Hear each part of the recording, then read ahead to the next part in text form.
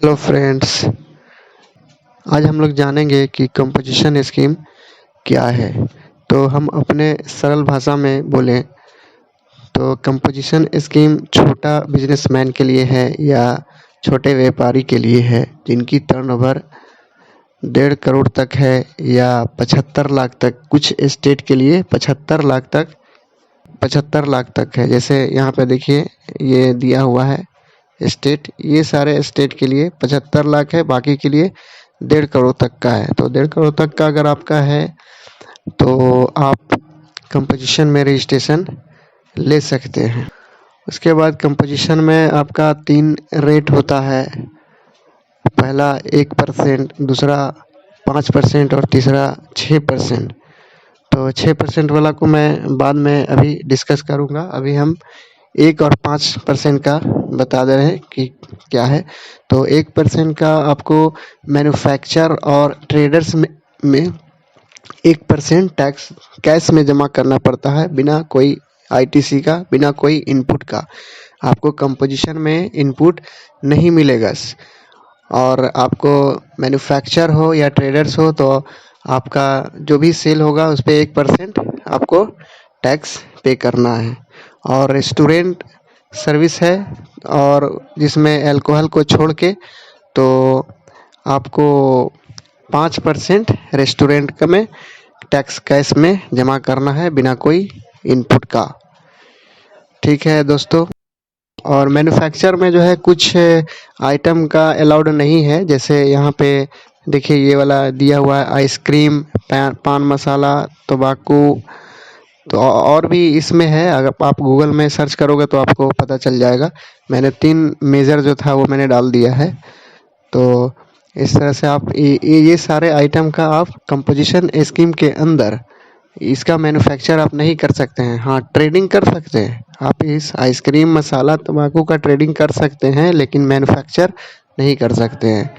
तो यहाँ तक क्लियर है। उसके बाद ये हो गया आपका 1.5 करोड़ तक है टर्नओवर, तो आप ले सकते हैं। और स्पेशल कैटेगरी स्टेट के लिए 75 लाख तक का है। ठीक है।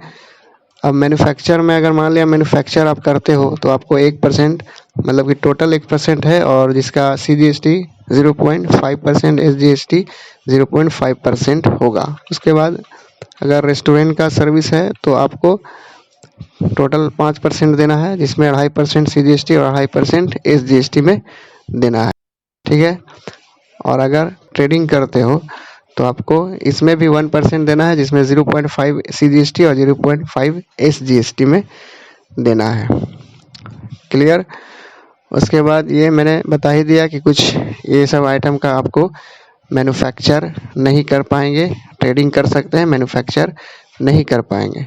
उसके बाद अच्छा, यहाँ पे एक चीज़ ये जानने वाली बात है कि अगर मान लिया जाए कि आप ट्रेडिंग भी कर रहे हो और कुछ सर्विस भी कर रहे हैं, मतलब पूरा का पूरा सर्विस नहीं, कुछ सर्विस भी है और ट्रेडिंग भी है।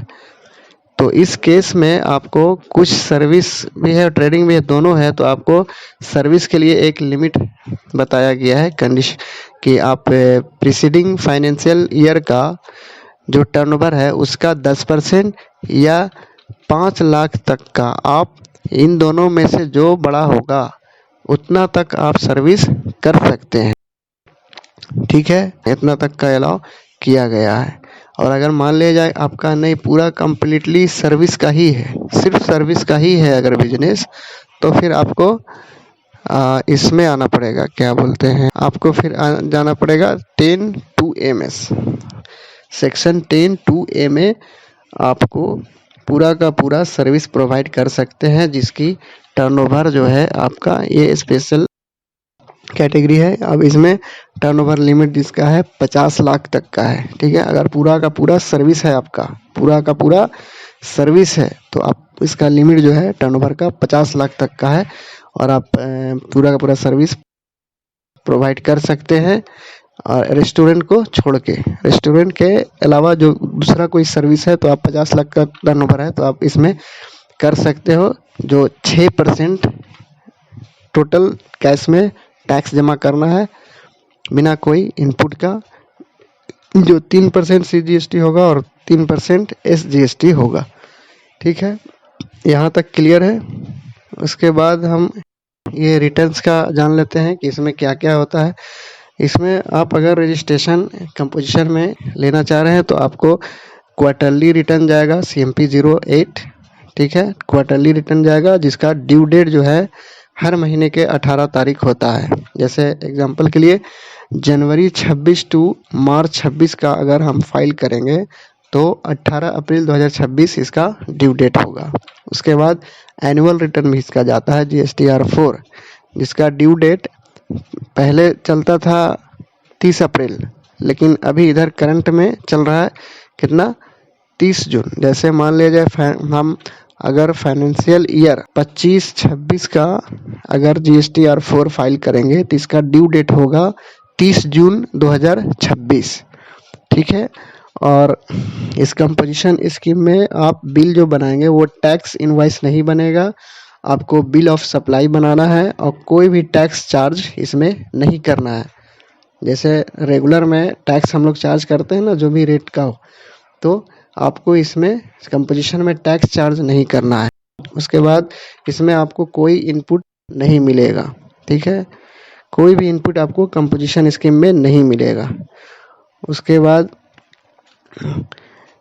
हाँ, इसमें आप कंपोजिशन में अगर रजिस्ट्रेशन लेते हैं तो आप इंटर स्टेट भी सेल नहीं कर पाएंगे, आपको लोकल ही मतलब सेम स्टेट में ही सेल करना है। जिस स्टेट में आप रजिस्ट्रेशन लेंगे उसी स्टेट के अंदर सेल करेंगे, आप अदर स्टेट में सेल नहीं कर पाएंगे।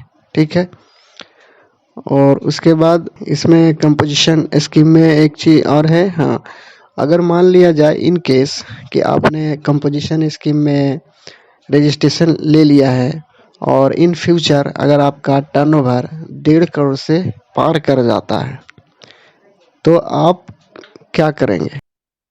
क्योंकि इसका लिमिट तो आपका 1.5 करोड़ तक का ही है, तो आपको, या फिर कुछ स्पेशल स्टेट है उनके लिए तो 75 लाख ही है, लेकिन अगर 75 से पार कर गया या जिसका 1.5 करोड़ तक का लिमिट है 1.5 करोड़ से पार कर गया, तब क्या करेंगे? तो आप एनी टाइम आप कंपोजिशन से रेगुलर में कन्वर्ट कर सकते हैं, कोई दिक्कत नहीं है। अगर आपका टर्नओवर पार कर जाएगा 1.5 करोड़ से तो आप कभी भी कंपोजिशन टू रेगुलर स्विच कर सकते हैं। अगर आपको ऐसा सिचुएशन होगा तो इसका ऑलरेडी मैंने वीडियो डाल रखी है, आप वहां से देख सकते हैं।